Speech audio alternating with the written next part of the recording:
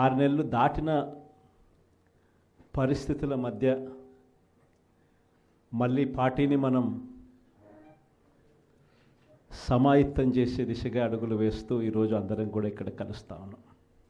ప్రజలందరూ కూడా ఈరోజు నిలదీసే పరిస్థితిలోకి ప్రజలంతా వస్తూ ఉన్నారు. ఏమైనా 15,000 అని చెప్పి చిన్నపిల్లలు అడుగుతూ ఉన్నారు.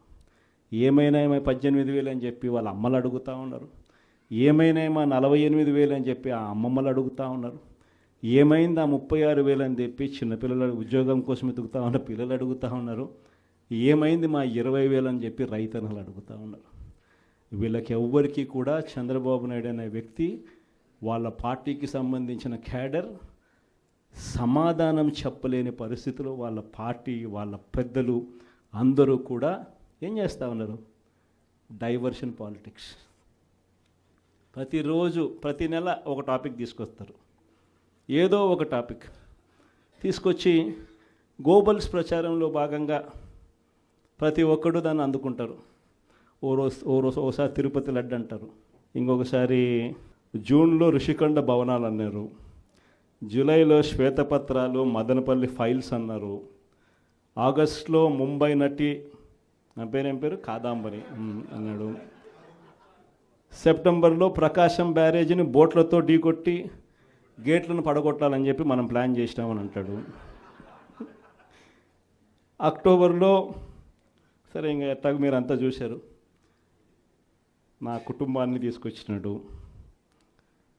నవంబర్కి వచ్చేసరికి బడ్జెట్పై దృష్టి మళ్లించడానికి 14 లక్షల కోట్ల అప్పులు అని చెప్పి, డిసెంబర్లోకి వచ్చేసరికి ఇప్పుడు కొత్తగా మీరు అంతా మనం చూస్తూ ఉన్నాం రేషన్ బియ్యం అంటానండి. ఇప్పుడు కొత్తగా కనిపిస్తూ ఉందా రేషన్ బియ్యం అని చెప్పి. ఇప్పుడు నాకు నిజంగా ఆశ్చర్యం అనిపిస్తుంది ఆ రేషన్ బియ్యం కథలీలు చెప్తా ఉన్నప్పుడు. ప్రభుత్వంలో ఎవరున్నారు అని, ప్రభుత్వంలో మనం ఉన్నామా, ప్రభుత్వంలో వాళ్ళు ఉన్నారా అని నాకు అర్థం కాల. 7 నెలలు అయిపోయింది, దాదాపుగా 6.5 నెల అయిపోయింది వాళ్ళ ప్రభుత్వం వచ్చి. 6.5 నెల 7 నెలలు అవుతూ ఉంది వాళ్ళ ప్రభుత్వం వచ్చింది.